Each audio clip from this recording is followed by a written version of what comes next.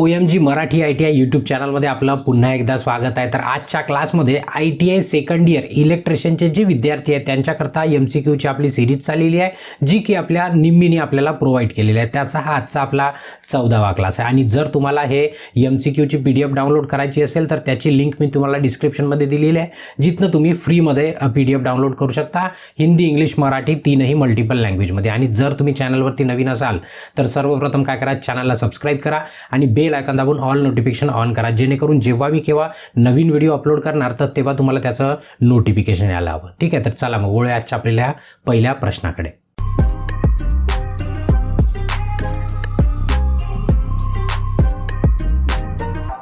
जर तुम्हाला मला सोशल मीडियावरती फॉलो करायचं असेल तर कोणतेही प्लॅटफॉर्म असो, त्याचा ID आहे रोशन ताजने फॉर यू। या कोणत्याही एका प्लॅटफॉर्मवरनं किंवा मल्टिपल प्लॅटफॉर्मवरनं तुम्ही मला फॉलो करू शकता। ठीक आहे, तर मग आजचा जो आपला चॅप्टर आहे किंवा युनिट आहे तो आहे आपला आजचा 6वा, ज्याचं नाव आहे synchronous motor and MG set. MG म्हणजेच मोटर आणि जनरेटरचा सेट, असे कंबाईन क्वेश्चन आहे। फक्त 18 प्रश्न आहे जवळपास, तर ते आजच्या क्लासमध्ये पूर्ण संपून जाईल आणि हा आजचा 14वा आहे। आणि तुम्हाला याच्या पूर्वीचे जर क्लासेस बघायचे असेल तर तुम्ही प्लेलिस्टमध्ये जाऊन बघू शकता आणि प्लेलिस्टची लिंक पण मी तुम्हाला डिस्क्रिप्शनमध्ये देऊन ठेवली आहे। ठीक आहे, तर आज जे बघणार आहे आपण, जे बघणार आहे सिंक्रोनस मोटर। आता तुम्ही याच्या पूर्वी बघा AC बघितली, DC बघितली, मतलब AC जनरेटर बघितलं, DC जनरेटर, DC मोटर बघितलं, त्याच्यानंतर AC सिंगल फेज पण बघितलं, AC 3 फेज पण बघितलं आणि AC जनरेटर पण बघितलं। म्हणजे आपण एवढ्या 5 मोटर आपल्या पाहून झाल्या।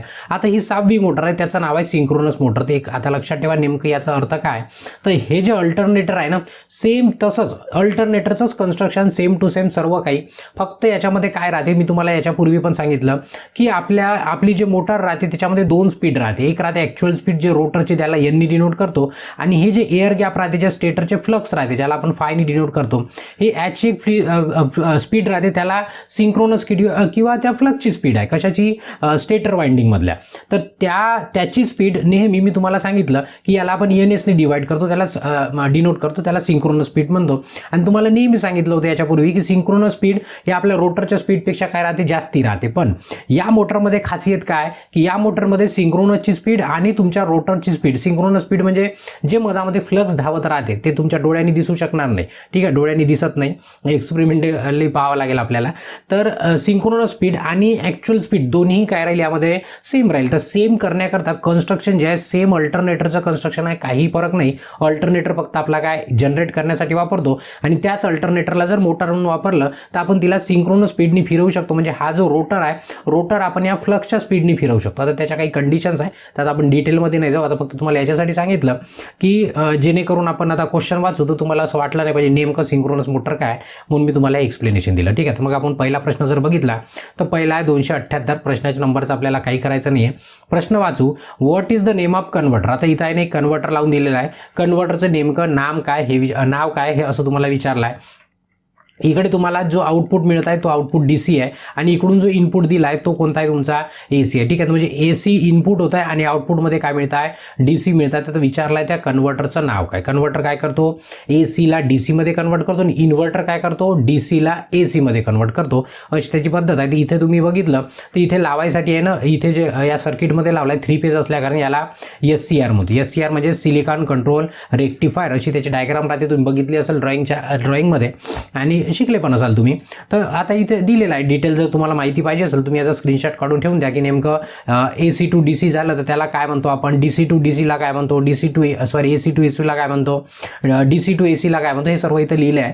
तर या सर्व इलेक्ट्रॉनिक्स डिव्हाइस आहे सर्व, तिथं विचारलं आहे की याला काय म्हणू, तर हे काय करताय, नेमकं कन्वर्ट करताय, काय करताय, कन्वर्ट। तर विचारलं की कोणता कन्वर्ट आहे, तर याच्यामध्ये काय लावलाय, SCR लावलाय, म्हणजेच आपण त्याला काय म्हणू, SCR ला सिलिकॉन कंट्रोल रेक्टिफायर, हे तिथे सिम्बल आहे तुम्हाला जर दिसत असेल तर, म्हणजे याचं D वाला उत्तर काय राहील, बिलकुल बरोबर राहील। ठीक आहे, त्यानंतर what is the name of converter पुन्हा विचारला। आता बघा आत्ताच्या याच्यामध्ये इलेक्ट्रॉनिक्सवाला कन्व्हर्टर होता, आणि हा काय आपला इलेक्ट्रिकलवाला म्हणू किंवा मेकॅनिकलवाला, म्हणजे काय एक मोटर पण आपण कन्व्हर्टर म्हणून यूज करू शकतो। कन्व्हर्टरचं काम काय, AC ला काय करणं, DC करणं। तर इथं बघितलं तर तुम्ही इनपुटमध्ये काय दिलं आहे, आपण AC सप्लाय दिला आहे। ठीक आहे, तर मग हे मोटर आहे एक प्रकारची, काय मोटर, आणि इकडे काय लावलं आपण, कम्युटेटर। आता कम्युटेटरचं नेमकं काम काय, तर तुम्ही DC जनरेटर किंवा DC मोटरमध्ये चांगल्या प्रकारे मी तुम्हाला सांगितलं आहे। आणि हे काय तुमचं आउटपुटमध्ये तुम्हाला काय मिळतं, DC म्हणजे आपलं काय होतं आहे, एसीला आपण काय करतो डीसी मध्ये, सेम याच्या पूर्वीच्या प्रश्नात पण तेच केलं होतं, पण त्याच्यामध्ये आपण इलेक्ट्रॉनिक्स कंपोनंट वापरले, पण याच्यामध्ये इलेक्ट्रॉनिक्स नाही. तुम्हाला मोटर सारखं दिसत आहे, तुम्ही याला डिटेलमध्ये नाही सांगाल,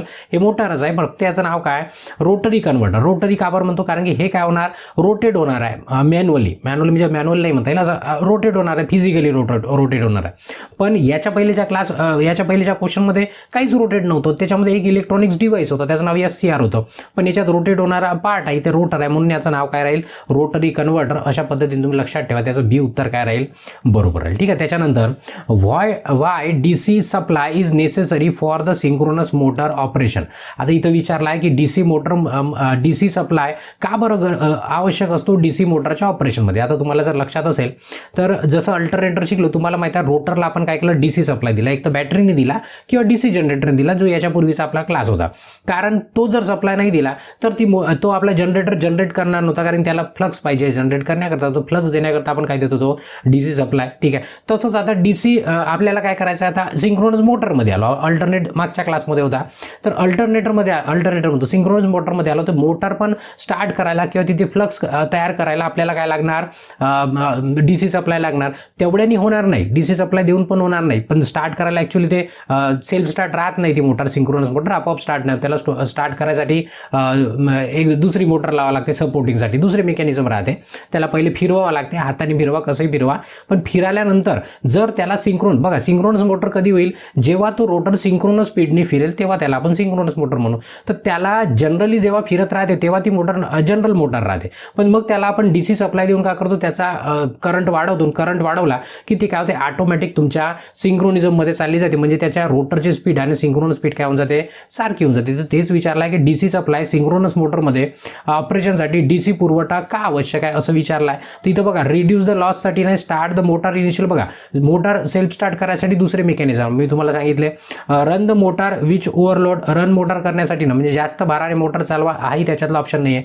खरा ऑप्शन आहे की run the motor at synchronous speed, कारण की जर तुम्हाला सिंक्रोनस स्पीडवर न्यायची असेल तर तुम्हाला त्या रोटरला काय करावं लागेल, ॲडिशनल सप्लाय द्यावं लागेल. म्हणजेच समकालीन गतीने मोटर चालवण्याकरता आपल्याला काय लागणार, ते DC सप्लाय लागणार. जर तुम्ही DC सप्लाय जर नाही दिला प्रॉपर पद्धतीने, ते मोटरला सिंक्रोनस मोटर म्हणता येणार नाही. सिंक्रोनस मोटर कधी होतो, जेव्हा तो रोटर सिंक्रोनस स्पीडने फिरणार तेव्हा त्याला आपण काय म्हणतो, सिंक्रोनस मोटर म्हणतो. ठीक आहे. त्याचं डी उत्तर काय राहील, बरोबर राहील. त्याच्यानंतर which act as A both inverter and converter. आता इथे विचारलं आहे की असा कोणता डिव्हाइस आहे खालचा की जो इन्व्हर्टर आणि कन्व्हर्टर दोन्ही काम करतो. तुम्हाला माहिती आहे इन्व्हर्टर म्हणजे काय करतो, इन्व्हर्टरचं काम राहते डीसीला काय करणं, AC करणं, इन्व्हर्टरचं काम आहे, म्हणून आपल्या घरी इन्व्हर्टर राहते. त्या बॅटरीला DC काय करतो, आपण AC मध्ये कन्वर्ट करतो, आणि हा कन्व्हर्टर काय करतो, AC सप्लायला काय करतो, तो DC मध्ये कन्वर्ट करतो. असं कोणता खालचा डिव्हाइस आहे हे विचारला आहे.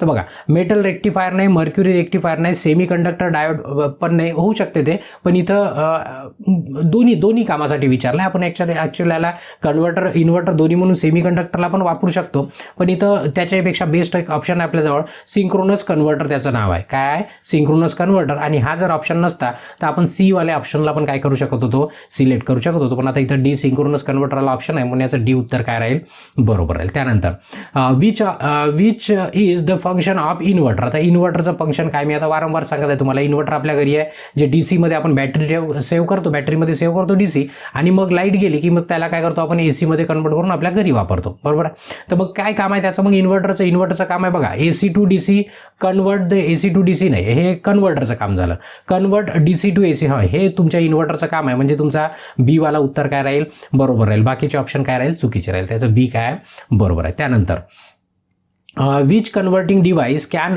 ओव्हरलोडेड. ठीक आहे. आता विचारला आहे की कोणता कन्वर्टिंग डिव्हाइस. आता बघा, याच्या पहिले मी तुम्हाला रोटरीवाला कन्वर्टर दाखवला होता. ठीक आहे. आता हे सर्व जे कन्वर्टर इलेक्ट्रॉनिक्सवाला आहे, मेकॅनिकलवाला, दोन्ही वेगवेगळ्या प्रकारचे आहे. तर इथे असा प्रश्न विचारला आहे की तुम्हाला ओव्हरलोड जर, म्हणजे त्याच्यावरती जर जास्त लोड आलं तर जास्त वेळ लोड कोण सहन करू शकते किंवा कोण ओव्हरलोड होऊ शकते हे विचारलं आहे. तर बघा, कोणते रूपांतरण करणारे उपकरण जास्त लोड केले जाऊ शकते.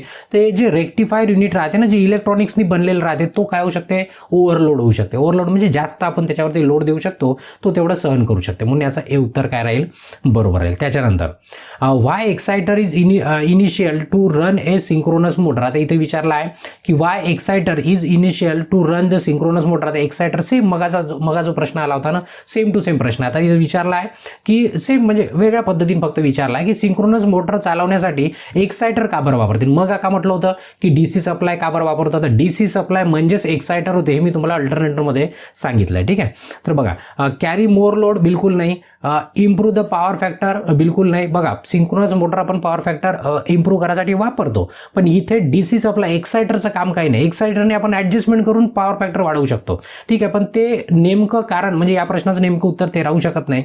Reduce the loss in motor, मोटरचे लॉस कमी करण्याकरता पण नाही. पण आत्ताच आपण वाचलं की मोटर काय करू शकतो, सिंक्रोनस स्पीडनी रन करण्याकरता आपल्याला एक्सायटरची गरज पडते. एक्सायटर म्हणजेच काय होते, आपला डीसी सप्लाय जो आपण रोटरमध्ये देतो. ठीक आहे, तर म्हणून याचं डी उत्तर काय राहील, बरोबर राहील. ठीक आहे, त्याच्यानंतर which application is required only DC. असं कोणतं खालच्यापैकी अप्लिकेशन आहे इथे जे दिलेलं आहे ऑप्शन त्याच्यात की फक्त आणि फक्त आपल्याला तिथे डीसी सप्लायच लागणार, कोणत्या अनुप्रयोगासाठी फक्त डीसी आवश्यक आहे असं या प्रश्नामध्ये विचारलं आहे. तर तुम्हाला जर माहीत असेल तर हे जे डायग्राम पाहून तर तुमच्या लक्षात आलं असेल, याला इलेक्ट्रोप्लेटिंग म्हणतो. काय म्हणतो आपण, इलेक्ट्रोप्लेटिंग, ज्यामध्ये कोणती एखादी वस्तू असो, आता प्लॅस्टिकची नाही राहील ती मेटलची राहील, आणि प्लॅस्टिकची जरी असली तर त्याच्यावरती मेटल पावडर त्याला लावलं जाते जेणेकरून ते त्याच्यावरती चिपकणार. ठीक आहे, चिपकणार म्हणजे इथं काय होते, हे जे सिल्वर आहे जे तुमच्या पॉझिटिव्ह ॲनोडवरती दिलं आहे ते काय होते, कॅथोडवर जाते. एक प्रोसिजर आहे, आता डिटेलमध्ये जाणार नाही, पण याच्यावरती जसं सोन्याच्या वगैरे वस्तू राहते ना की त्याच्यावर फक्त कोटिंग केलेली राहते वरतून फक्त एक लेअर. आता ते ब्रशनं लावू शकत नाही तर त्याला इलेक्ट्रोप्लेटिंग केलं जाते. ते डिटेल कधी जेव्हा वेळ मिळणार तेव्हा बघू आपण याला. तर असं विचारलं आहे बघा, स्टेपिंग ऑफ व्होल्टेज याच्यासाठी फक्त डीसी लागते असं नाही आहे. ऑपरेटिंग इंडक्शन मोटर फक्त डीसीच लागते असं नाही आहे, त्याला एसी लागते. ऑपरेटिंग रिपल्शन मोटर त्यालाही आपण एसीच लावतो. पण इलेक्ट्रोप्लेटिंग जे आहे मी तुम्हाला आता दाखवलं त्याला फक्त आणि फक्त डीसी सप्लाय लागते, एसीवरती ते काम करत नाही. ठीक आहे, त्याच्यानंतर आहे प्रश्न, त्याच्यानंतरचा आहे 286. व्हाय एलईडी आर प्रोव्हाइड ॲज ए कन्व्हर्टर, व्हाय एलईडी अवॉइड म्हणजे का बरं नाही केले जात, म्हणजे का बरं वापरले नाही जात इन रेक्टिफायर डायोड. आता बघा आपण रेक्टिफायर बनवायसाठी डायोड वापरतो जे तुम्हाला माहिती आहे. आता हे जे लाईट आहे तुम्ही बघितली असेल याला आपण एलईडी म्हणतो. काय म्हणतो, एलईडी. आणि हा एलईडी म्हणजे पण काय, बघा डायोडचे पण काय खूप सारे प्रकार आहेत. हा पण डायोडच आहे, याचं नाव आहे लाईट इमिटिंग डायोड असं त्याचा फुल फॉर्म आहे. म्हणजे हा काय डायोड आहे पण हा लाईट इमिट करतो. तर इथं विचारलं आहे का एलईडी का बरं आपण वापरत नाही किंवा का बरं त्याला अवॉइड करतो, का बरं त्याच्याकडे आपण म्हणजे त्याला सरळ सोप्या याच्यात की का बरं त्याला वापरत नाही. रेक्टिफायर डायोडमध्ये एलईडी कन्व्हर्टर म्हणून का टाळला जातो किंवा का वापरत नाही असं विचारलं आहे. तर याचा पॉवर डिव्हाइस म्हणजे हा जो याचं जे रेटिंग आहे ना, रेटिंग कमी राहते आणि या लाईटसाठी आपण वापरतो तर त्याचं दुसरं काही काम राहू शकत नाही. बघा हेवीली डोप असते असं त्याला म्हणू शकत नाही. व्हेरी लो पॉवर डिव्हाइस असं म्हणू शकतो, खूप कमी पॉवरचा डिव्हाइस असं म्हणू शकतो. Design for lighting emitting, very sensitive to temperature. ठीक आहे, इथं आता सीवाला पण ऑप्शन बरोबर देऊ शकतो, पण निम्मीनी काय केलं आहे याचा बी ऑप्शन बरोबर दिला आहे. तर आपण आता बीलाच पकडून चालू की त्याला याच्यासाठी नाही वापरत कारण की त्याला आपण लाईट इमिट करण्यासाठी बनवला आहे ना, तर मग तो रेक्टिफायर म्हणून किंवा कन्व्हर्टर म्हणून आपण त्याला का बरं वापरणार. ठीक आहे, तर त्याच्यामुळं आपला सी वाला ऑप्शन बरोबर असता, पण इथं निम्मीने डी दिला आहे की त्याचा लो पॉवर डिव्हाइस आहे. ही गोष्ट खरी आहे, पण तिथं न वापरायचं कारण का तो कन्वर्ट करू शकत नाही ना आपला एलईडी, त्याच्यामुळे. तर असो याचं बी उत्तर काय आहे, बरोबर आहे निम्मीच्या मताप्रमाणे. त्याच्यानंतर which is the main application of synchronous motor. आता इथं विचारला आहे की सिंक्रोनस मोटरचा मुख्य उपयोग काय आहे. आता तुम्हाला सांगितलं सिंक्रोनस मोटर काय करू शकते, एक तर सिंक्रोनस स्पीडनं फिरणार किंवा तुमच्या आपल्या लाईनमध्ये जर आपल्याला पॉवर फॅक्टर जर इम्प्रूव्ह करायचं तर आपण कॅपॅसिटर वगैरे लावतो, कॅपॅसिटर बँक लावतो. तसंच आपण सिंक्रोनस कंडेन्सर लावू शकतो. म्हणजे डीसी सप्लायला वाढवून त्याला जर एक्सायटरला आपण डीसी सप्लाय दिला आहे तो वाढवून आपण काय करू शकतो, त्याचं एक्सायटेशन वाढवतो, त्यालाच एक्सायटेशन म्हणतो ना. एक्सायटेशन वाढवलं की त्या आपण मोटरला काय करू शकतो, एक तर अप करू शकतो किंवा डाऊन करू शकतो. म्हणजेच आपण पॉवर फॅक्टर काय करू शकतो त्याचा इम्प्रूव्ह करू शकतो. पॉवर फॅक्टर काय करू शकतो म्हणजे त्याला कंडेन्सर म्हणतो आपण. मग ठीक आहे, तर इथे विचारलं आहे की नेमकं याचं मेन अप्लिकेशन खालच्यापैकी कोणतं राहील बघा. एलिव्हेटरमध्ये पण नाही वापरत, पेपर रोलिंग मिलमध्ये नाही वापरत, AC DC कन्वर्ट करण्याकरता नाही वापरत, परंतु पॉवर फॅक्टर करेक्शन डिव्हाइस म्हणून आपण त्याला वापरतो, पॉवर फॅक्टर सुधारण्याकरिता.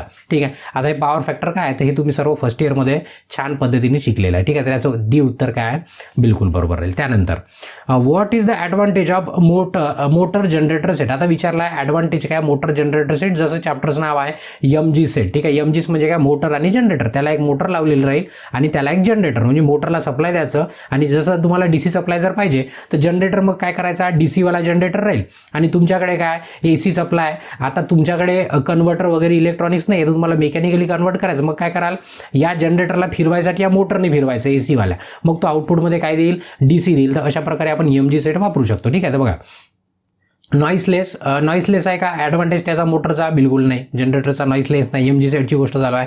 हाय इफिशियन्सी पण आहे असं नाही म्हणू शकत, लो मेंटेनन्स असंही नाही म्हणू शकत, कारण की DC असलं की मेंटेनन्स वाढते. DC output voltage can be easily control, म्हणजे जे आउटपुटला आपल्याला DC पाहिजे ते आपण इझिली कंट्रोल करू शकतो, कारण आपण इकडे काय लावलं आहे, मोटर लावलं आहे, त्याला AC सप्लाय देणार आहोत आणि ACला कंट्रोल केलं की आपला DC पण काय होऊ शकतो, कंट्रोल होऊ शकतो. म्हणून याचं डी उत्तर काय राहील, बरोबर राहील. त्याच्यानंतर what is the function of part as x. आता जिथे एक्स लिहिलं आहे तर तिथे विचारलं आहे की या एक्सचं नेमकं नाव काय रोटरी कन्व्हर्टरमध्ये. तर आता बघा इथं जर तुम्ही बघितलं तिथं रेक्टिफायर दिलं आहे आणि रेक्टिफायरलाच तुम्हाला एक्स असं हे केलं आहे. तर बघा याचं काम काय राहते, जसं बघा आपण इथून काय करतो, इथून आपण याला AC सप्लाय देत आहोत आणि इकडे चालला आणि आउटपुटमध्ये काय मिळतं आपल्याला मिळतं DC सप्लाय. म्हणजे हा काय झाला आउटपुट, म्हणजे आपण काय करतो ACला काय करतो DC मध्ये कन्वर्ट करतो. ठीक आहे. कारण की इथेच एक्स लिहिलं आहे, हा कम्युटेटर आहे. तुम्हाला जर माहित असेल तर कम्प्युटर आपण DC मध्ये शिकलो होतो, सुरुवातीला सांगितलं पण मी. तर बघा थोडीशी डायग्राम मी तुम्हाला झूम करून दाखवतो. बघा इथून आपण काय करतो, AC सप्लाय देतो आणि इथून काय घेतो आपण DC सप्लाय आउटपुटमध्ये घेतो, म्हणजे ACला DC करतो. आणि हे कशामुळे होत आहे, या रेक्टिफायरमुळे होत आहे. कशामुळे होत आहे, रेक्टिफायरमुळे. तर विचारला आहे की त्या एक्स लिहिला आहे त्याचं नाव काय किंवा काय करत आहे तो, तर तो काय करत आहे ACला DC मध्ये कन्वर्ट करताय, हे त्याचं मुख्य काम आहे. तर म्हणून याचं ए उत्तर काय राहील, बरोबर राहील. त्याच्यानंतर what is the purpose of damper winding in synchronous motor at starting. आता असं विचारलं आहे की नेमकी डॅम्पर वाइंडिंग का बरं वापरली जाते. तर मी तुम्हाला पहिले ॲक्च्युअल सांगून देतो की डॅम्पर वाइंडिंग जे सिंक्रोनस मोटर आहे, मी तुम्हाला सांगितलं सेल्फ स्टार्ट नाही, म्हणजे तुम्ही बटन लावली की चालू होत नाही सिंगल पेज मोटरसारखी. तर इथे काय करावं लागते, एक जुगाड करावं लागते. जुगाड मग एक तर काय करतो आपण डॅम्पर वाइंडिंग लावतो त्याच्यामध्ये की ते काय होईल, सेल्फ स्टार्टिंग होईल, म्हणजे बटन दाबली की सुरू होऊ शकते. कारण कसं मॅग्नेटिक लॉकिंग होते. आता मी डिटेलमध्ये जाणार नाही, डिटेल क्लास जेव्हा राहील तेव्हा आपण डिटेलमध्ये बघू. आता फक्त MCQ पुरता आपण शिकू. एक ते पद्धत आहे. दुसरी पद्धत आहे की दुसरी एक छोटीशी मोटर लावायची, पहिले रोटरला फिरवायचं, म्हणजे एकदा फिरायला लागलं मग तुम्ही बंद केलं की ते फिरत राहते. तसंच एक डॅम्पर वाइंडिंगचं पण काम ते आहे. पण इथं जर तुम्ही बघितलं की बघा काय produce high voltage to the initial. ठीक आहे, हे त्याचं काम नाही आहे. प्रोड्यूस हाय करंट पण नाही. Produce torque and run near the synchronous speed, हेही त्याचं काम नाही आहे. पण produce a high magnetic field to maintain the constant speed. ठीक आहे, हे काय करते, produce the high magnetic field तयार करते, जेणेकरून त्याचा स्पीड काय राहील, कॉन्स्टंट राहील, म्हणजे स्थिर गती राखण्यासाठी उच्च चुंबकीय क्षेत्र निर्माण करते ते. म्हणजे याचं डी उत्तर बरोबर आहे असं नेहमीचं म्हणणं आहे. पण असं सॅटिस्फाईड ऑप्शन नाही आहे 4 मध्ये, जे मी तुम्हाला सांगितलं. पण तरी काय हरकत नाही, याचं डी उत्तर काय बरोबर आहे. ठीक आहे. पुन्हा हाच प्रश्न तुम्हाला पुन्हा समोर दिसेल. Why the synchronous motor fail to run at synchronous speed. आता जर तुमची मोटर आहे, तुम्हाला त्या सांगितलं सुरू असताना ती मोटर इंडक्शन मोटर प्रमाणेच फिरणार, पण जर तुम्ही त्याला DC सप्लाय दिला तर मग काय होईल, त्याच्या एक्सायटरला म्हणजे रोटरला तर ती काय होते, आपल्या सिंक्रोनस स्पीडमध्ये जाते, म्हणजे त्याच्या रोटरची स्पीड काय होते, वाढून जाते आणि ते सिंक्रोनिझममध्ये चालली जाते. तर इथं मग विचारला आहे की फेल का बरं झाला, म्हणजे का बरं सिंक्रोनस स्पीडने फिरत नाही आपली सिंक्रोनस मोटर. सिंपलच आहे की त्याला जो एक्सायटेशन देता, म्हणजे जो DC सप्लाय देता तो इनसफिशियंट आहे, म्हणजे त्याला अपूरक आहे, म्हणजे त्याला पुरत नाही आहे, त्याला कमी पडत आहे, म्हणून ते मोटर आपली सिंक्रोनस स्पीडने फिरू शकत नाही आहे. ठीक आहे. त्याच्यानंतर how the synchronous motor is use as a synchronous condenser. आता विचारला आहे की सिंक्रोनस मोटर सिंक्रोनस कंडेन्सर म्हणून का वापरतो. आणि सिंक्रोनस कंडेन्सर म्हणजे काय, आपला कॅपॅसिटर. कंडेन्सर म्हणजे काय, कॅपॅसिटर. तुम्हाला माहिती आहे पॉवर फॅक्टर इम्प्रूव्ह करण्याकरता आपण कॅपॅसिटर बँक पण वापरतो, तसंच त्याच्या ठिकाणी आपण सिंक्रोनस कंडेन्सर वापरतो. आता मोठ्या इंडस्ट्रीमध्ये म्हणा किंवा मोठ्या लेवलवरती सिंक्रोनस कंडेन्सर किंवा ते सिंक्रोनस मोटर वापरली जाते. आणि जर ते लिडिंग पॉवर फॅक्टरवरती राहिली तर त्याला आपण सिंक्रोनस कंडेन्सर म्हणतो. आता असं कधी होऊ शकते, जेव्हा आपण त्याच्या एक्साइटरला किंवा त्या रोटरला जो डीसी सप्लाय देतो त्याचा जर करंट वाढवला तर ती काय होते, सिंक्रोनस मोटर सिंक्रोनस कंडेन्सर म्हणून काम करते, म्हणजे कॅपॅसिटर सारखी ती काम करते. बघा कशी होऊ शकते विचारलाय. सिंक्रोनस मोटर सिंक्रोनस कंडेन्सर म्हणून कशी वापरली जाऊ शकते, तर वॅरिंग द मोटर लोड बिलकुल नाही, वॅरिंग द रोटर एक्साइटेशन बिलकुल, रोटरचं एक्साइटेशन बदलून काय करू शकतो आपण, तिला आपण कंडेन्सर म्हणून वापरू शकतो. ठीक आहे, तर मग नंतरचे ऑप्शन तर चुकीचे आहे, पण बी वाला ऑप्शन काय बिलकुल बरोबर आहे. त्याच्यानंतर what is the function of damper winding in synchronous motor. आता तुम्हाला सांगितलं की डॅम्पर वाइंडिंगचं नेमकं काम काय हे विचारलं आहे.